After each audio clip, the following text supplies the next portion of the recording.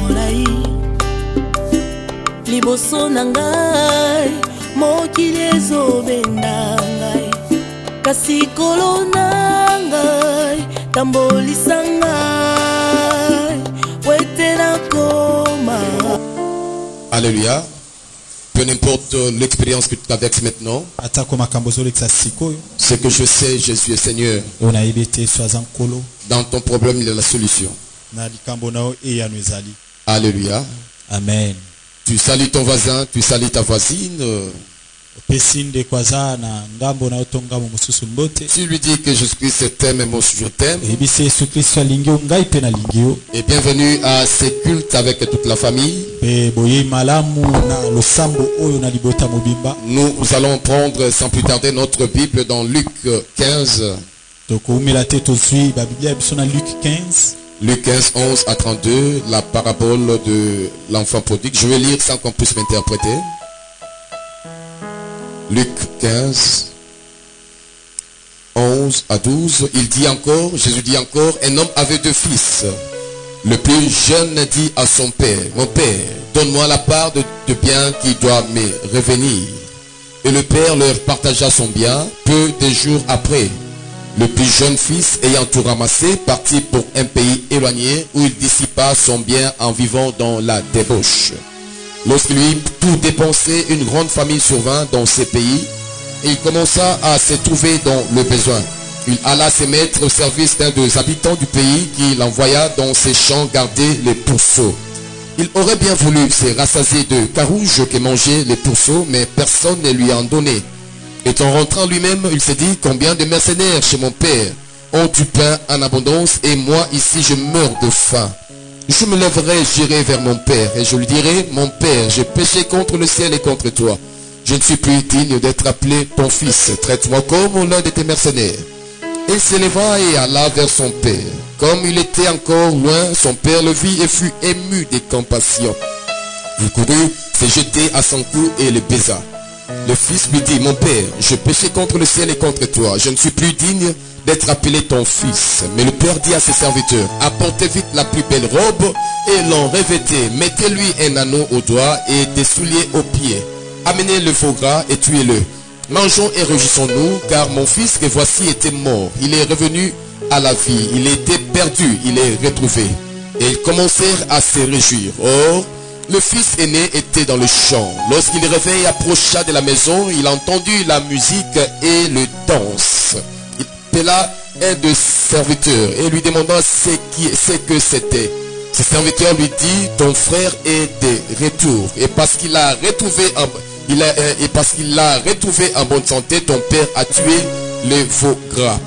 Il s'est mis en colère, ne voulut plus entrer. Son père sortit et le pria d'entrer. Mais il répondit à son père, voici, il y a tant d'années que je te sers, sans avoir jamais transgressé tes ordres. Et jamais tu ne m'as donné un chevreau pour que je me réjouisse avec mes amis. Et quand ton fils est arrivé, celui qui a mangé ton bien avec des prostituées, c'est pour lui que tu as tué le veau gras. Mon enfant, lui dit le père, tu es toujours avec moi et tout ce que j'ai est à toi. Mais il fallait bien s'égayer, se réjouir, parce que ton frère que voici était mort et qu'il est revenu à la vie, parce qu'il était perdu et qu'il est retrouvé. Parole du Seigneur. Père, je dis merci encore pour ces matins. Merci pour le souffle vie. Merci pour mon frère, ma soeur que tu gardes en vie. Merci de ta main qui nous garde, nous préserve du danger, de la pandémie, Père. Nous disons merci encore 3 fois Saint, toi qui es notre Dieu, Père. Nous te sommes reconnaissants pour le souffle vie, pour ces matins combien paisibles. Nous recommandons ces moments pour, oh Dieu, tu puisses encore nous parler. Nous recommandons cet auditoire, mais aussi l'auditoire qui nous suit au travers de l'internet Adonai. Que ta grâce surabonde, que ton esprit puisse encore 3 fois s'être communiqué au travers de ta parole et que ton royaume soit manifeste au détriment du royaume des ténèbres, Dieu. Nous proclamons la vie, le salut au nom de Jésus par le Saint-Esprit. Nous t'avons ainsi prié. Amen. Amen. Amen. Nous sommes en train de parler sur un thème très important pendant ces mois de juin. On parle sur l'unité.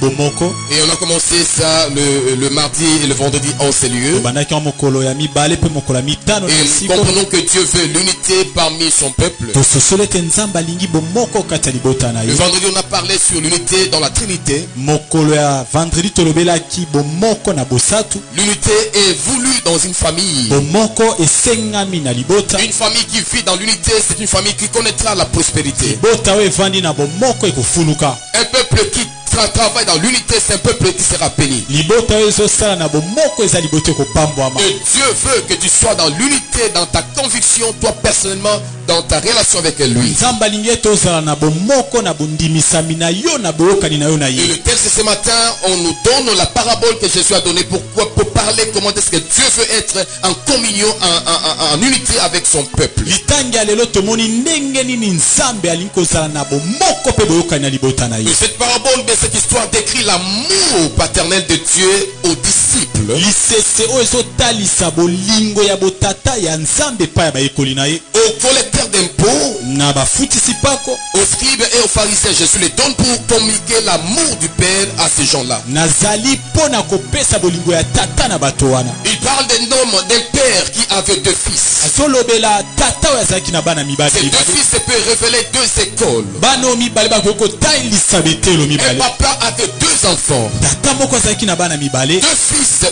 pour mieux dire. bana mibale ya mibali mpo na koloba Et malamu. il va un jour entendre le plus jeune, le nouveau, pour lui parler. akei mpo na oyo elenge akei kokutana na ye. Il va dire, papa, bitata est-ce que tu peux m'aider à me donner la part qui me revient? okoki kosunga ngo opesa ngai eteni ya bozwi na nga. Je suis fatigué de vivre en communion avec toi. nalembi kofanda na bomoko na Je yo. suis fatigué de vivre sous ton toit. nalembi kofanda na ndako na yo. Est-ce que tu peux me donner mon héritage pour que je puisse voir la vie comme je veux? okoki kopesa nga bozwi na ngai nakamba bomoi ndenge nalingi. Quand nous lisons cette histoire dans le contexte juif, ntango tangi histoire oyo epa na bayuda, dans la culture juive de l'époque, na lolenge ya bayuda ya kotambola un na fils ntango wana, n'avait pas le droit de demander son héritage à son père. mwana azalaki te na ntina ya kosenga libula na epa na Quand tata. un fils demande son héritage à son père, c'est comme s'il maudissait son père. soki mwana asengi libula na epa na tata eza lokola alakeli tata na ye mabe. L'héritage est voulu lorsque le père est partant et il est mort. libula epesamaka soki tata akufi. Mais le papa n'était même pas malade. kasi tata oyo azalaki ata kobela Le te, papa n'était même pas souffrant. abandaki ata kozala na pasi Son te. fils demande l'héritage. mwana na ye mobali aye asengi bozwi na ye. C'est comme s'il insultait son père pour dire que oh kufa na yo. eza lokola aza kofinga tata na aza kolakela ye liwa. C'était une humiliation pour le père devant ses voisins. ezalaki kokitisa koyokisa tata soni epai ya bandeko na ye. Un fils qui souhaitait littéralement la mort de son fils. de son mwana oyo père. na elobeli to na esengeli na ye azotombela tata na ye liwa. Je dis chez les juifs, le père décidait sur le mariage, sur le fils, ses fils. nalobi ete epai na bayuda tata na bandeki kozwa ekateli mwana kobala nani. On parle parfois des Bayouda du Congo, parfois pour parler de nos frères kassaïens. ntango mosusu babengaka bayuda ya kongo nde bandeko na Le biso père baluba. décide sur le mariage de son fils. tata nde azwaka ekateli likolo ya libala ya mwana na mobali. Le père décide sur la vie, même sur l'avenir de ses enfants. tata ye azwaka ekateli ya bomoi mpe ndenge ni bana na ye bakokoma lobi. Mais son fils, le cadet, le jeune, va refuser cela. kasi mwana na ye ya suka ya elenge ya koboya yango. On parle du jeune frère, du jeune fils. azobenga elenge to leki ya mobali. Néos ou néotéros, c'est-à-dire le nouveau né, bien les jeunes, bien les nouveaux. elingi koloba oyo abotami ya sika ya elenge ya sika. C'est-à-dire celui qui n'a pas beaucoup de maturité. elingi koloba ete oyo aza na bokulutu Celui qui n'a pas beaucoup d'expérience. koloba oyo ayebi makambo ebele te. Celui qui est nouveau dans la famille. oyo aza ya sika na libota. Celui qui doit être encore instruit ou apprendre. Pour s'apprendre. sengeli ayekola nano. Alléluia. Amen. Je crois que c'est un choc pour un père. nandimisami ete eza libaku mpo na tata. Tout vrai père aime demeurer avec ses fils. tata nyonso ya malonga alingaka koumela na bana na Tout ye. vrai père bénit ses fils avant de partir. tata nyonso ya malonga pambolaka bana na ye ya Tout mbaku. vrai père veut être en communion avec ses fils. tata nyonso ya malonga alingaka kozala na bomoko na bana na ye. C'est même mon Seigneur que tu es avec toi en ce lieu. ndenge moko mpe na yo osangani awa. Dieu veut être en communion avec toi et avec moi. nzambe alingi kozala na bomoko na yo na ngai. Mais bien que Dieu, ce père va entendre son fils, boye ata tata oyo ayoki mwana na ye. lui qui pourrait dire à la requête de son fils. ye oyo akokai koboya bosenga ya mwana Par amour, il dit, mon fils, je vais t'exaucer. na bolingo na ye alobi mwana nakoyanola yo Qu'est-ce que tu veux? Papa, olingi nini eteni na yo il va diviser son envoi en deux parties. akokabola bozwi na biteni mibale Il donne la part de ses fils. pesi eteni ya mwana oyo asengaki Ça nous révèle la dimension de Dieu. ezotalisa biso bozindo ya nzambe Dieu qui fait la communion avec toi. nzambe oyo alingi bomoko na yo Quand est-ce que tu as parlé, tu as entendu la voix de Dieu? ntango nini yo oyoki mongongo na nzambe Qu'est-ce que Dieu te dit quand tu marches durant toute la journée? nini yango oza komiloba ntango ozotambola mokolo mobimba Mais Dieu ne veut pas nous appeler par dictature. nzambe alingi kobenga biso te na makasi Dieu ne veut pas t'avoir par imposition. nzambe alingi kozwa yo te na koboyisela yo mibeko Dieu est tellement bon que parfois, même quand nous disons non, il nous donne des cadeaux. eza malamu mingi ata kutu tolobi te toboyi nzambe akabelaka biso Combien de fois parfois quand nous tournons le dos à Dieu, Dieu nous laisse aller avec les cadeaux. mbala boni ntango tobalusaka mokongo epai na nzambe atiki biso na makabo Tu parles pour faire commettre l'impudicité, vivre dans le monde. Dieu te laisse aller avec les cadeaux de la beauté. okei kotambola mabe na mokili kobika na kindumba nzambe atiki yo na bonzenga kitoko na Celui qui yo s'est révélé ces derniers temps, je vais vivre m'a donné à Dieu. Et Dieu te donne même l'argent pour faire ce que tu veux faire. alobi nzambe okomona moto atombokeli nzambe alingi lisusu losambo te kobanga nzambe te kasi na batango wana nzambe epa apesi yo Il mbongo peut te laisser aller avec un travail. akoki kotika yo mpe na mosala na Il yo peut te laisser aller avec une promotion. akoki kotika yo mpe na bapete Il peut te laisser aller avec la grâce. akoki kotika yo kei na ngolu Les gens te cherchent, mais bien que au qui m'église, mais au moins la porte est fermée là. ozomonana te na eklesa kasi mbongo ebele Atiki ok n'a pas cadeau. C'est Dieu est comme ses pères là. nzambe aza lokola tata oyo Parce qu'il veut que les hommes viennent à lui par amour. po ete alingi bato baya epa na ye na Il bolingo veut que toi et moi qu'on puisse s'approcher de lui par amour, non pas par peur. alingi ete ngai na yo topusana epa na ye na bolingo kasi na kobanga Non pas te par manipulation. po te asakani na biso te L'amour de Dieu est pur. bolingo ya nzambe eza Dieu peto aime une relation vraie. nzambe alingaka boyoka Il veut que tu sois libre quand tu fais son choix. alingi ete ozala nsomi ntango oponi ye Il ne veut pas te manipuler. alingi te kokosakosa Il ne yo veut pas t'imposer à te soumettre. alingi te kobeyisela yo na nko Il veut que tu puisses le choisir par amour. alingi ete opona ye na bolingo Je te choisis par amour. naponi yo na bolingo Je te choisis par amour. naponi yo na bolingo Je te choisis par amour. naponi yo mpo nalingi yo Si nous voulons quitter sa voie ou le quitter, soki olingi obima na banzela na ye tokotika Dieu ne prend pas le souffle de vie. nzambe akobotola opema na bomoi te Dieu ne nous livre pas à la maladie. nzambe abonzaka biso te na bokono Il te fait cadeau d'aller avec la vie qu'il t'a donnée. akotika yo mpe na pema bikende Il te laisse aller avec la beauté que toi tu as. atiki yo mpe na kitoko na yo kende Il n'enlève pas la capacité de parler le langage qu'il t'a donné. akolongola yo te makoki ya koloba minoko ya pesi Continue à aller avec l'intelligence de tes journées. kende kaka na mayelo ya pesi Va draguer les filles, va faire ce que tu veux. kende kolinga basi sala oyo nyonso olingi Tellement il est bon. po ete aza malamu Le Père est bon. tata aza malamu Le Père est bon. tata aza malamu Le Père est bon. tata aza malamu Si tu étais méchant, soki nzambe azalaki moto na kanza avec des choses que tu as fait devant lui, na makambo oyo osali epa na ye avec des choses que nous faisons comme étant devant lui, na makambo oyo ozosala liboso na ye il nous aurait tué, il nous aurait enlevé même le souffle de vie. akokaki koboma biso kolongola biso pema na bomoi Alléluia. amen Alléluia. amen Il peut te frapper de la maladie alors que tu vas vers la débauche. akoki kobeta yo na bokono ntango ozokende na mobulu Il te laisse aller. tiki okende Va avec ma bénédiction. kende na lipamboli na nga Va avec la santé que je t'ai donnée. kende na nzoto kolongono na Va pesi avec la vie que je t'ai donnée. kende na bomoi na pesi yo Va. kende Va. kende Parfois il te protège même. susu papa ateli yo Tu vas dans un bar, à côté d'un sorcier, il te dit ne le touche pas, c'est quand même mon fils. okei na bisika milangwa na ndoki nzambe apekisi ekosimba te Laisse-le, je l'aime. tika ye nalingi ye Le fils cadet mwana suka était fatigué de l'unité avec son père. ye alembaki bomoko na tata Il était fatigué de la communion avec le père. alembaki bomoko na tata Combien de fois nous nous fatiguons de communier avec le Père. mbala boni tolembaka bomoko na tata. Combien de fois nous sommes fatigués de notre Jéhovah, notre papa. mbala boni tolemba tata oya biso. Combien de fois nous sommes fatigués même de sa maison.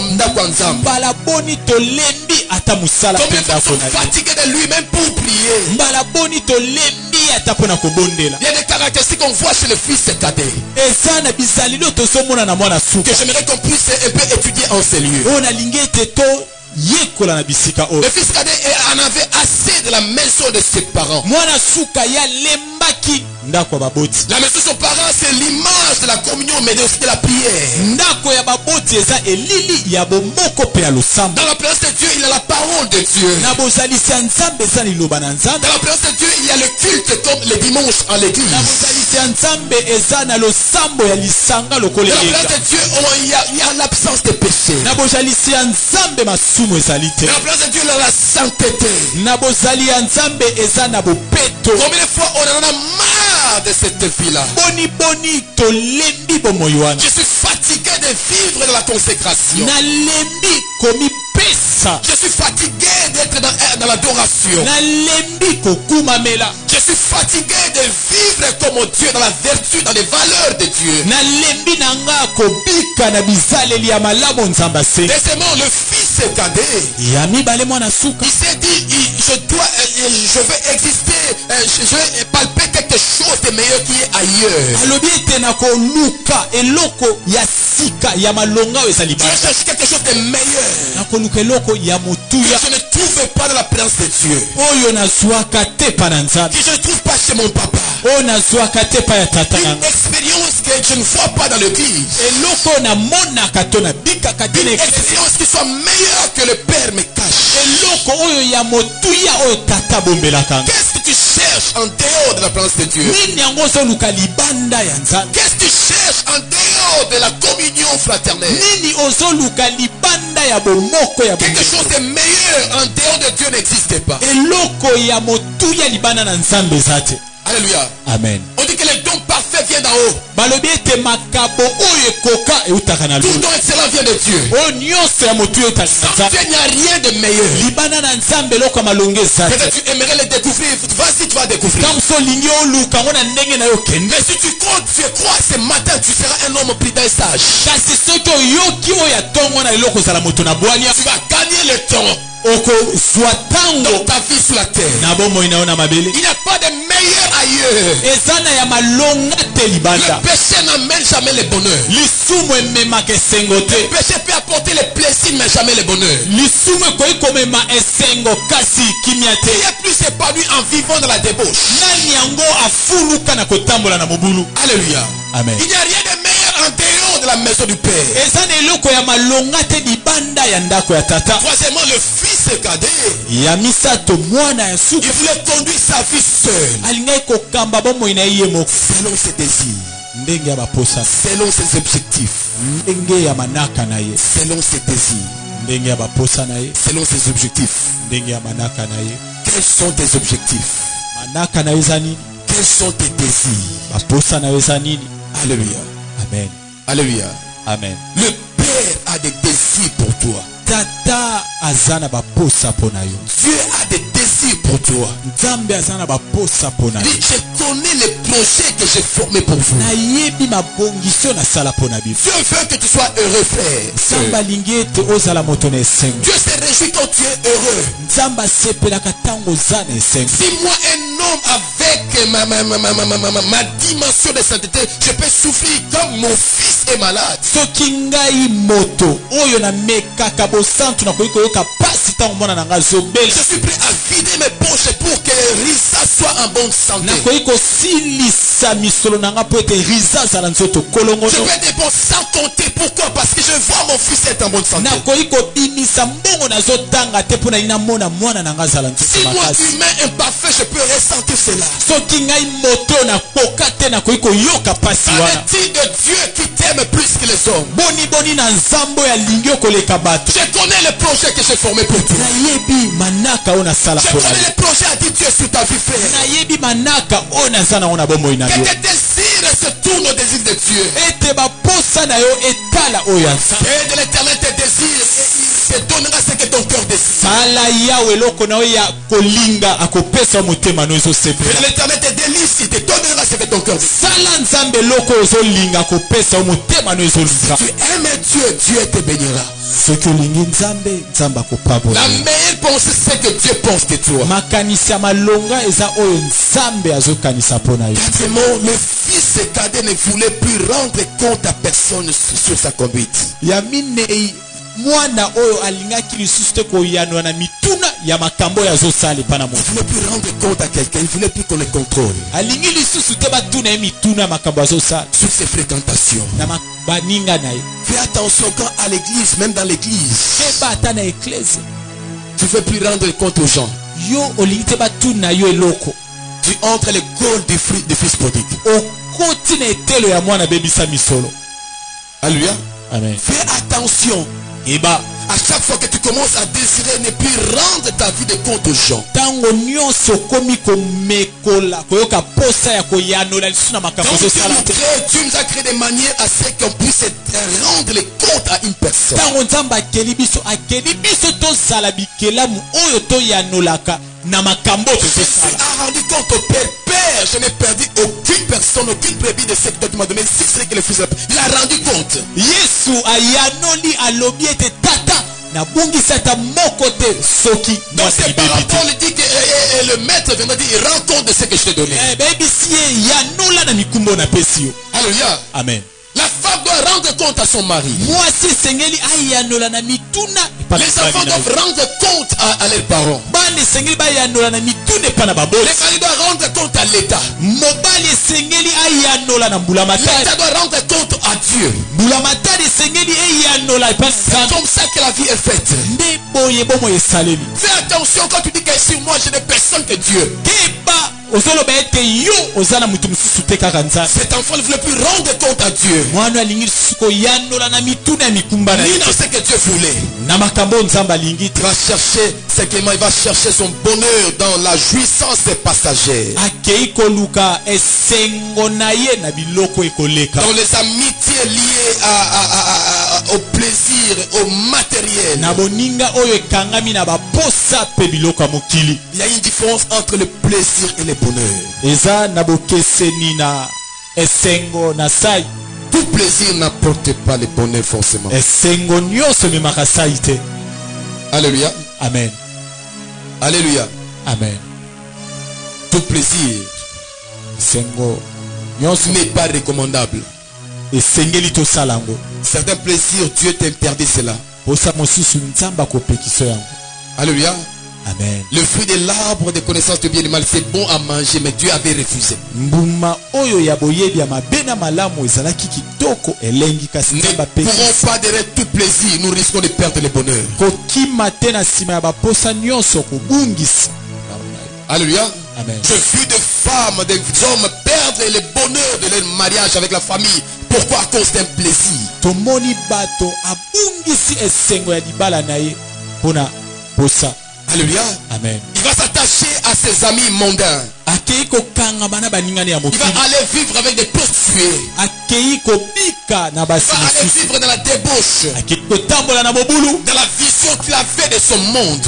na emoniselo azalaki na yango ya Loin de mokili. son père. mosika na tata na Son père qu'il avait accepté inconditionnellement. tata na ye oyo andimaki ndenge azali. Mais il va aller vers des amis qui étaient là pour profiter de ce qu'il avait. akei epa na baninga oyo bapusani epa na ye mpo na bozwi azali. Ses amis étaient là aussi longtemps qu'il mangeait son argent. baninga ne bazalaki baninga ntango ye azalaki na mbongo. Quand l'argent a pris fin, ses amis se sont retirés. ntango mbongo esili ye baninga batiki ye. Leur intérêt était conditionnel. mbano na bango elandaki mbongo. Alors que l'amour du père était inconditionnel. nzoka nde bolingo ya tata ebande kolanda wana Il y te. a des gens dans le monde qui t'aimeront seulement aussi longtemps que tu leur donneras quelque chose. eza na bato na mokili bakolinga yo ntango oza nango. Les gens qui te disent c'est toujours nuit et jour qu'ils t'aiment, ils te diront ils t'aiment aussi longtemps que tu leur donnes ton corps. bato bakoyebisa nyonso balingi yo akolinga yo ntango nyonso ozopesa ye nzoto Aussi na yo. longtemps que ton corps leur intéresse. Ntango nzoto na yo ezosepelisa Aussi longtemps que ta poitrine leur intéresse. ntango tolo na yo ezosepelisa bango Aussi longtemps que ton argent les intéresse. ntango nyonso mbongo na yo ezosepelisa Le bango jour que cette chose ne sera plus disponible, mokolo eloko wana ekozala lisusu te tu vas perdre la santé. okobungisa nzoto Côté Silio. kitoko esili Bongo Silio. mbongo esili Ah, tu resteras seul. tikali yo moko Okozonga boko pamba. Comme le chantent les mondains. ndenge bayembi yango Fais attention keba de quitter l'amour du Père pour un amour conditionnel immonde. kolongwa na bolingo ya tata mpona kokenda bolingo ya bozwi ya bato. Alléluia.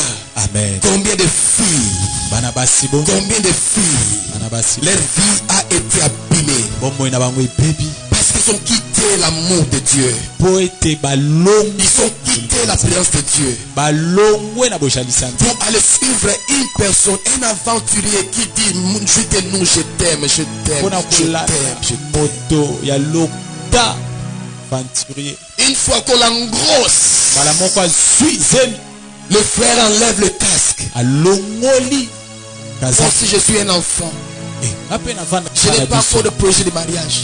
nayebi makambo ya libala Je dois finir mes études. baparent babai na 6 Mais classe où sont ces beaux poèmes? wapi maloba sukali Où sont ces bonnes paroles que tu disais? wapi maloba kitoko bandeki koloba. Alléluia. Amen. Parce qu'une femme engrossée, on ne la rengrosse plus. po ete mwana mwasi oyo bapesi mokumba bakopesa yango lisusu te. Alléluia. Amen. Aussi longtemps la grossesse est là. ntango nyonso aza na mokumba On wa doit chercher encore la viande fraîche. esengeli baluka oyo ya malonga. Alléluia. Amen. Alléluia. Amen. Et la sœur rentre chez les parents ndeko mwasi azongi epa na baboti avec la grossesse et sa vie est presque fichue. na mokumba boye bomoi na ye ebebi. Alléluia. Amen. Cet homme est allé loin de son père. moto oyo ake mosika ya tata Ce garçon est allé loin de la maison de son père. akei mosika ya ndako ya tata Loin de l'amour du père. mosika ya bolingo ya tata. Le père était triste, mais où est mon fils? tata azalaki na mawa kasi C'est comme ça que Dieu s'intéresse à toi, frère, au Seigneur. ndenge boye nzambe akipaka yo ndeko na Il y a des gens qui ne sont pas enseignés, Dieu demande, mais où sont-ils? eza na bato baza na bisika oyo te nzambe aza kotuna baza Il wapi. a dit, Adam, où es-tu? aluki adamu oza wapi. Ta communion, ta présence me manque. bomoko na biso ezozanga. Dieu t'a créé pour une relation avec lui. nzambe akeli yo mpo na boyokani na ye. Dieu t'a créé pour communier avec lui. nzambe akeli yo mpo na kotutana na Dieu ye. t'a créé pour que tu puisses déverser son amour en toi et que ton amour puisse être qui est l'action d'amour. nzambe akeli yo mpo na kosopa bolingo na ye kati na yo mpe ya yo kati na Ce ye. garçon est allé dans la débauche. mwana mobali ake na mobulu. La débauche est à la base de plusieurs rébellions. mobulu eza na moboko ya botomboki ebele. Même dans les églises, dans les familles. ata na mangomba mpe na mabota. La débauche est dans la base à cause de plusieurs rébellions. mobulu ezali na moboko ya Même dans botomboki la ebele. politique. ata na politiki Beaucoup de politiciens volent à cause des femmes. mingi bazoyiba mpo na basi. Alléluia. amen. Détournent à cause des femmes ou bien des hommes. bazoswa bambongo pesi mpo na makambo mosusu. Pourquoi l'église ne veut plus contrôler à cause d'une fille qui est de la débauche? bato mingi na eklise balingi te basinzela bango mpo na Une mobulu. fille qui s'adonne à la débauche devient incontrôlable. ndeko ya mipesi na kindumba osinzela Une lisusu femme te. qui s'adonne à la débauche de adultère devient incontrôlable. ndeko mwasi oyo mipesi na bondumba okosinzela lisusu te. Un homme qui s'adonne à l'adultère devient incontrôlable. mwana mobali ya mipesi na kindumba okokoka kokengela ye. Simba chombo botana. Alléluia. amen. Alléluia. amen. Je veux être libre. nali nazala nsomi. Le terme grec qu'on parle de débauche, on parle de liberté, ça veut dire aussi libertin. elingi koloba ete nsomi eleka. Utiliser ce que j'ai mon corps comme je veux. nasala na nzoto na nga oyo nali. Vivre le libertinage. kobika na somi. L'expérience que je veux en jouir, j'en profite. likambo nakutani nango nasala na kosala. Ce que je veux faire, je le fais. oyo nalingi nasala na kosala yango. Il est allé vivre dans la débauche. akei kobika na mobulu. Alléluia. amen. Là où le Père ne peut pas contrôler. bisika oyo tata Là où akokotala la te. communion de Dieu sera brisée. bisika oyo bomoko na nzambe ekobeba. Là où la gloire de Dieu est bannie. bisika oyo nkembo na nzambe C'est la ebeli. direction que le jeune cadet a voulu prendre ezali nzela oyo elenge oyo alingi kozwa afin de vivre dans l'isolement. po ete avandaka ye moko. Le péché n'enrichit pas. Lisumu emvwamisaka te. Le péché est destructeur. Lisumu ebebisaka. Fais attention d'aimer les péchés. Keba na kolinga lisumu. Alléluia.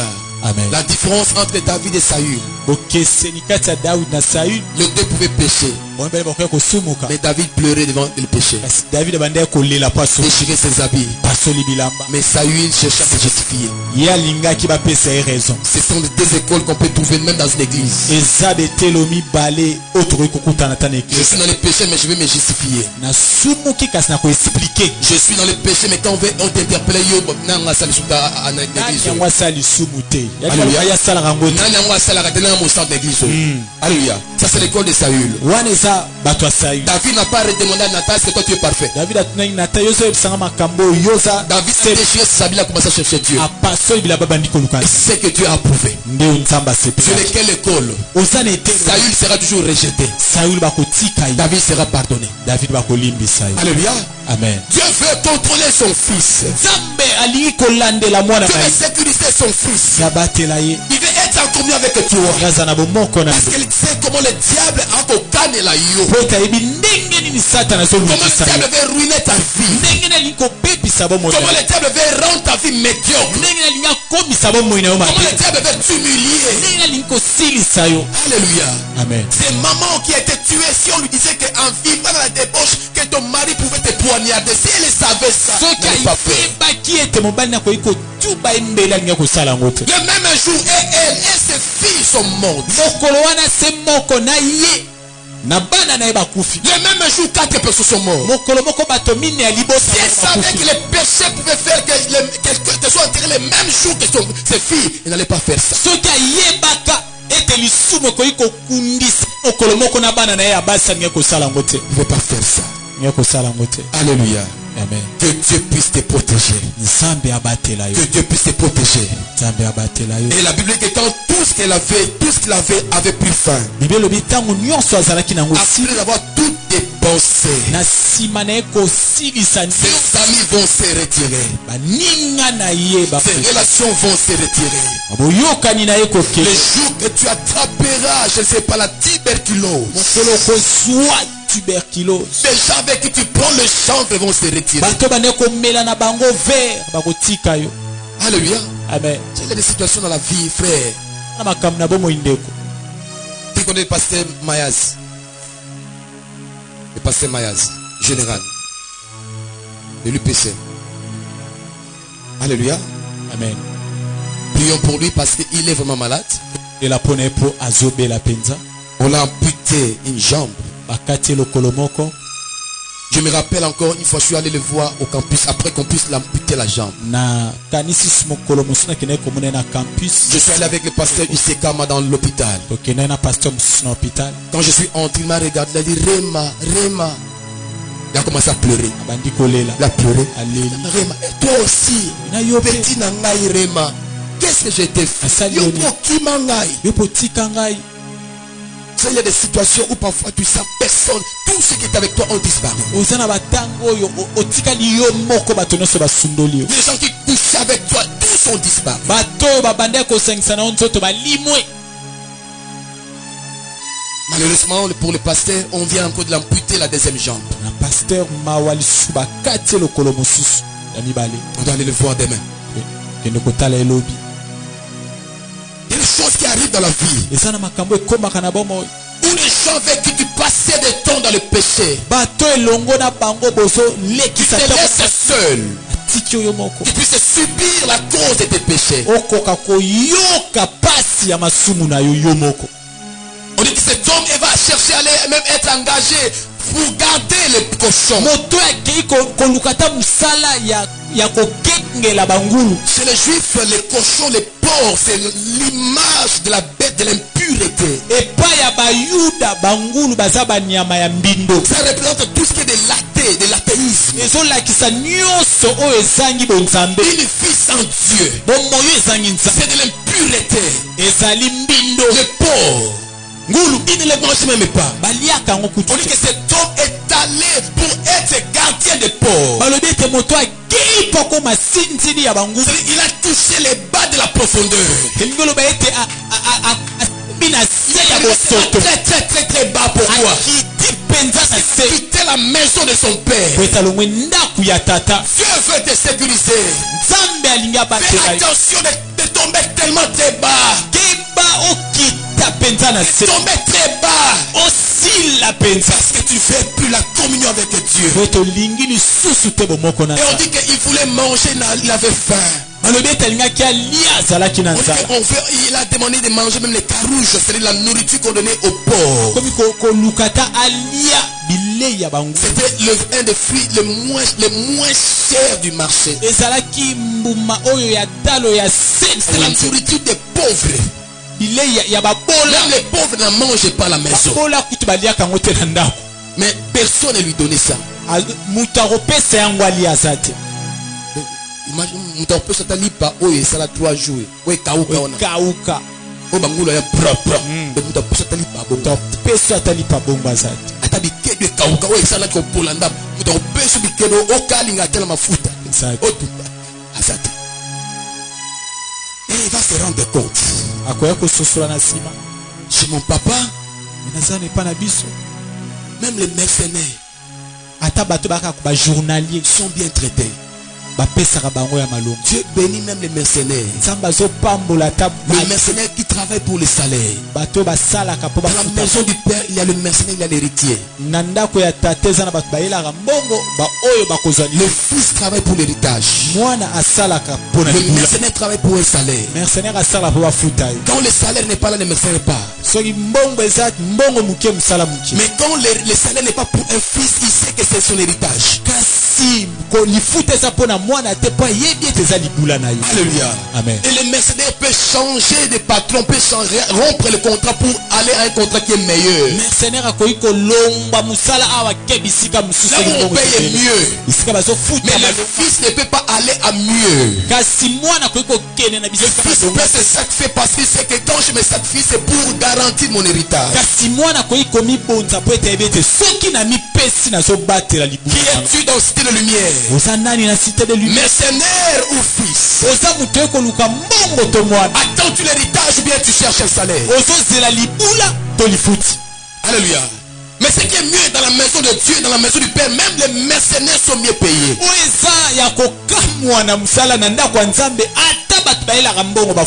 Quand tu es sincère, mais tu travailles, Dieu te visitera.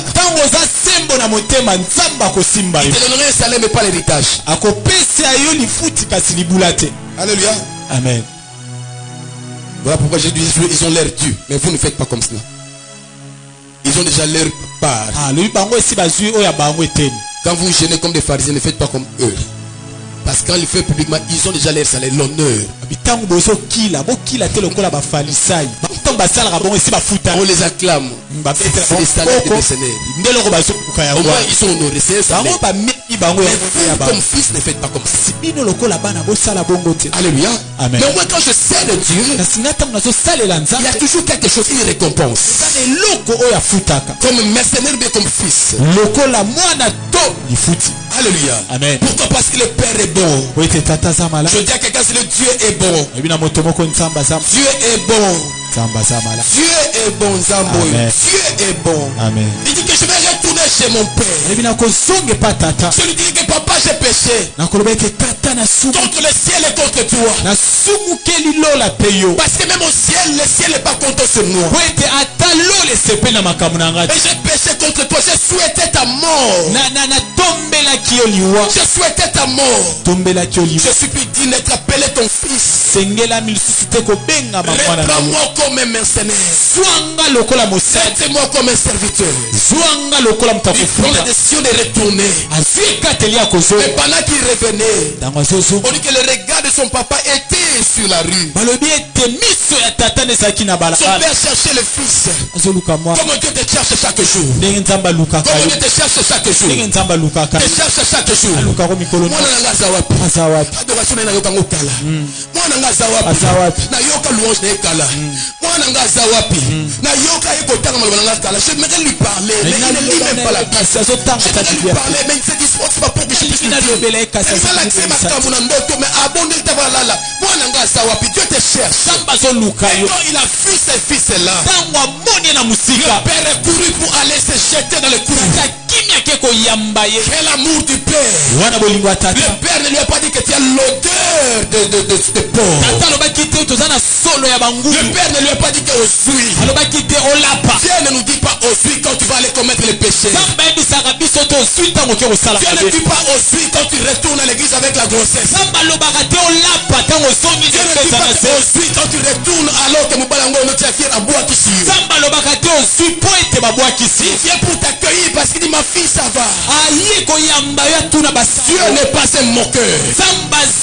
Papa n'est pas un moqueur. Il ne se moquera pas de toi. Chaque fois que tu es retourné chez lui, tu seras sécurisé. Papa te respecte, papa t'honore. Dans la communion avec Dieu, Dieu va t'honorer. Dans la communion avec lui, il va te protéger. Il va serrer son fils. Son fils malgré les péchés. C'est l'odeur. C'est papa va dire mon fils. Il appelle les serviteurs. Venez apporter les nouvelles robes. La robe nouvelle. Ce que tu as fait dans le passé, je viens de te pardonner. Prends une nouvelle identité. Prends une autre robe neuve. Apportez-lui un anneau. L'anneau dans son doigt. C'est mon fils. Tu es venu pour devenir serviteur. Je donne ton niveau de fils. Tu peux mettre le sceau au fer de ton temps au nom de la maison. Tu restes comme fils. Je ne te réduis pas comme esclave. Apporter des sandales pour dire à ce fils, dès que tu es retourné, je ne vais pas te mettre dans la prison. Avec sandales tu peux te déplacer. Pour que je te renouvelle ma confiance. Je te renouvelle ma confiance. Quand tu viens chez Dieu, Dieu renouvelle sa confiance en toi. Il renouvelle sa confiance en toi. Il a confiance en toi. Il a confiance en toi. Malgré ce que tu as fait hier, malgré ce que tu as commis hier, malgré ce que tu as commis dans le mois passé, malgré les crimes que tu as fait dans l'église, malgré les fautes que tu as commis, il peut encore renouveler sa confiance. Tu peux l'aimer comme le Dieu Père. Quel est cet amour que Dieu a? L'amour de Dieu est incomparable. L'amour de Dieu est inégalable. Personne ne peut t'aimer comme Dieu. Personne ne peut t'aimer comme Dieu. Quel est le gens pour qu'on puisse faire la fête? Faisons la fête. La communion est rétablie. Mon fils n'est pas de mauvaises décisions. Il était presque mort. Il était mourant. Il s'est perdu. Certaines décisions amènent la mort dans ta vie. Certaines décisions amènent la perte. Ton ministère va se perdre. Ton ministère va se perdre. Tu as un ministère. À cause de mauvaises décisions, ce ministère a disparu. Tu peux faire commettre des erreurs. Retourne à la maison du Père. Quand on a commencé à fêter, le fils est né. Il était resté. Il est rentré à la maison. Il entend des bruits. Il entend des sons. Il entend des DJ. Il entend des gens qui crient des kakundurula. Il dit mais qu'est-ce qui se passe? Il ne veut pas entrer. Qu'est-ce qu'il y a? Il appelle un serviteur. Il sort et dit hey Yaya, il y a lui. Tu sais, ton petit frère, le Néostéros, le nouveau là, qui était parti disparaître, il est retourné. Ton père l'a retrouvé. Son grand frère dit Ya! Ah! Je n'entre pas. Je n'entre pas. Il y a aussi des aînés dans l'église qui sont comme cela. Alléluia. Amen. partie de ce qu'on peut retrouver dans l'église. eza mpe bizalelo tokoki kokuta na eklise Quand le petit frère était porté disparu, ntango leki alimwaki le grand frère n'a jamais intercédé. aluka ya tati N'a jamais dit, papa, toko luka leki. te na yebi bamastane toluka La perte kobunga de son petit ya frère leki na ye renferme son leadership, son héritage. etiki ye mokolo na ndako. Alléluia. Amen. Tant il y a ça les rêves. Donc, naza loyal. Na mala moi. Oui, na mala moi. Eh, à quoi? Moi qui ngam dans ma santo. Ngam mo santo. Le rêve de l'autre mbeba ya mosusu renforce eye kopesa bokasi son approbation, sa propre approbation. ekofandisa mbwende na ye Le nez, ya liboso le nez qui est le yaya. mwana liboso Il dit, papa, quand le papa est sorti, mais qu'est-ce qu'il y a un problème, papa? Depuis longtemps, moi je travaille. depuis tovanda nayo na ndako Ses grands frères, kulutu il pensait qu'il devait mériter l'amour du père. akanisaki ete esengeli asala eloko mpo azwa bolingo ya tata On ne mérite pas l'amour de Dieu. bazwaka bolingo ya nzambe mpo osala eloko te On ne mérite pas l'amour. Bienvenue ne mérite pas. sengeli na yango te Qu'est-ce qui fait que Dieu puisse mériter l'amour de Dieu? nini esala ete nzambe Je suis l'homme d'imparfait. J'ai des erreurs. nasala J'ai un passé que j'aime pas parler. naza na lobi oyo Je ne nazobana mérite te rien de la part de Dieu. nasengeli eloko te pa na nzambe L'amour de Dieu, on l'accepte par la foi. bolingo na nzambe tozwa yango na kondima L'amour de Dieu, on l'accepte, c'est un don. tozwa yango eza likabo Tu ne mérites rien pour que Dieu puisse t'aimer. osengeli eloko te mpo Quelle nzambe œuvre alika tu yo peux présenter pour aller au ciel? eloko nini okoki kolakisa Quelle mpo œuvre tu kota peux lo présenter pour être saint? eloko nini okoki kolakisa mpo sala sa Les jeûnes ne suffisent pas. kokila nange Ma ekoki prière ne suffit pas. kalo sambo La nange ekoki consécration ne suffit pas. komipesa nange ekoki L'amour de Dieu, c'est un don que Dieu te donne. bolingo ya nzambe eza likabo ya C'est ofele une grâce imméritée. eza ngolo Je osengeli l'accepte, yango je te dis Alléluia. ndimi nakoti Je suis retrouvé au ciel par hasard. nakoti na C'est l'amour de Dieu. eza bolingo ya nzambe C'est une œuvre. mosala moko Mon te frère, ma soeur. ndeko Yaya, ce n'est pas l'amour que tu mérites. kulutu eza bolingo te esengeli bapesa Ce yo grand frère voulait vivre par les œuvres. toalingi kobika na Il misala voulait vivre par des choses qui présentent. alingi abika na botosi Je ne suis pas grand serviteur parce que je ne suis pas tombé. naza monene te mpo na kweya Je ne te suis pas grand serviteur parce que je fais beaucoup d'années dans la ministère. naza ya monene te mpo nasali Ce sont pas mes œuvres. eza misala Je suis grand à cause de ce que Jésus a fait pour naza nous. monene mpo na oyo yesu Je asali suis mpo na grand biso à cause de ce que Christ a subi pour nous. naza monene mpo na oyo yesu akokisi C'est l'œuvre de Christ qui me rend grand. eza mosala ya kristo nde C'est ezopesaka l'œuvre de monene Christ qui me pardonne. eza mosala ya kristo nde C'est l'œuvre de ezolimbisaka Christ qui fait de moi un saint. eza mosala ya kristo C'est nde l'œuvre de esantisinga Christ qui fait que Dieu puisse m'accepter. eza mosala ya kristo nde Je ndimisi n'ai aucune bonne œuvre. naza na mosala malamu Donc moko tu te vis par les œuvres. yango ozobika C'est misala comme ce Yaya est né. kozala lokola yaya oyo Il dit que mon petit frère qui a dépensé tout, leki nanga bebisi ceux bala qui comptent sur leurs œuvres, bao bazotia motema na il misala est jaloux quand quelqu'un qui n'a pas fait autant des efforts que eux, il reçoit une promotion. bakomaka motema mabe soki moto asali misala oyo asala te kasi apete Alléluia. amen Si tel prophète qui est tombé l'impudicité et que Dieu l'élève au talaba, au aventurier, biso nzambe Yo oza aventurier te me dise ekola te. Yo ta o aventurier oyo. Yo oza aventurier mais o progresser te. Te ba aventurier oyo. Alléluia. Amen. Le grand frère a un langage haineux. yaya aza na elobeli ya koyina Le père donne le faux grand non pas parce que tu l'as mérité. tata apesi bilei te mpo osengeli na Il y a un faux grand qui attend même quelqu'un qui a été rejeté. ezali na mbeka oyo eza kozela ata moto oyo babwaki Aujourd'hui, je vois deux écoles à l'église du Congo. lelo nazomona baetelo Je mibale vois na les ekesi ya Kongo. cartels des fils aînés, des ministres aînés et les cartels des fils prodigues. nazomona lisanga ya bayaya ya bakulutu mpe ya baleki Les laïcs qui comptent sur les œuvres, on a fait beaucoup de choses. On a un grand ministère, on a de grands nombres de gens. biso tosali mosala makasi na reveil ya kongo toza na bato Dans ebele notre parcours, il n'y a pas de scandale. na banzela na biso koyoka ta te moko na De biso l'autre akweya côté, on a des fils prodigues. na ngama mosusu tozala bana Des gens babungasela qui ont connu des scandales dans leur parcours. bano babeti bamabaku na Mais kotambola qui sont retournés vers le Père. kasi bazongi epai ya Il y tata a un problème. eza likambo L'aîné ne veut pas entrer. kulutali kokota Pour te qu'on soit ensemble avec le petit po frère. tosangana na baleki Dans la célébration, convention, on a été ntango pourquoi? bililo eza banani baza na liste Alléluia. wa Mais quand nous servons le même Père, zonga tozosela tata moko kota bokoto kota tosangana kota koto toteya tosangana koto toteya. Tokota Le Père veut et qu'on soit ensemble. Car nous ne servons pas pour nos œuvres. Nous ne servons pas pour ce que nous faisons.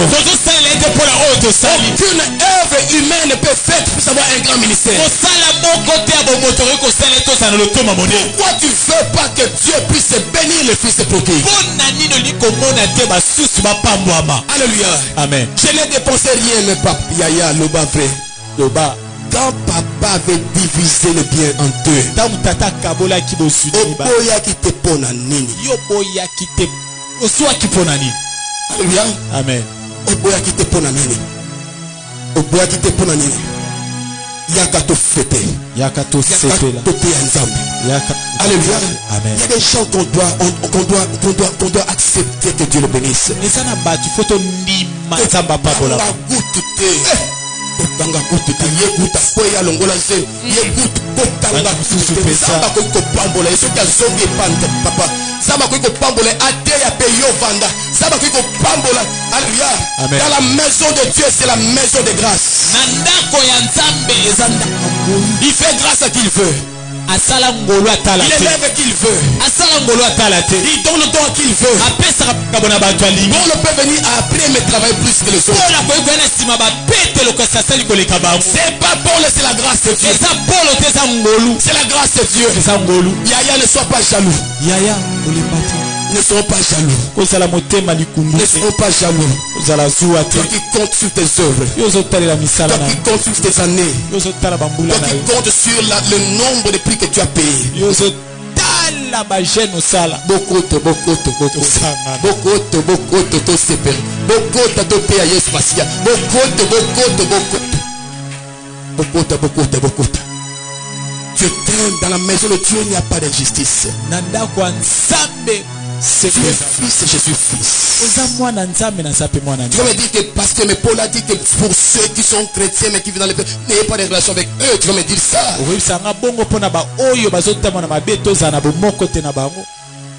Tu as bien lu Paul, c'est vrai. Mais si le fils prodigue part chez les débauchés, Yaya ne doit pas aller vivre, partager la vie avec les débauchés avec lui. Évite-le. Mais si le fils retourne à la maison du père, là tu peux entrer et célébrer avec lui. Parce que vous êtes dans la maison du père. S'il est repentant, s'il peut renoncer à cela, confesser, qui es-tu pour refuser, pour continuer à les bouder? Dans la maison du père, on ne soupçonne pas. Dans la maison du père, on ne cite pas les passés. On ne rappelle pas les passés. Dans la maison du père, il y a l'amour, on s'accepte. Ne rappelle pas la vie d'un père, d'un frère à ce lieu, à un nouveau venu qui vient. Ça c'est l'école du grand frère.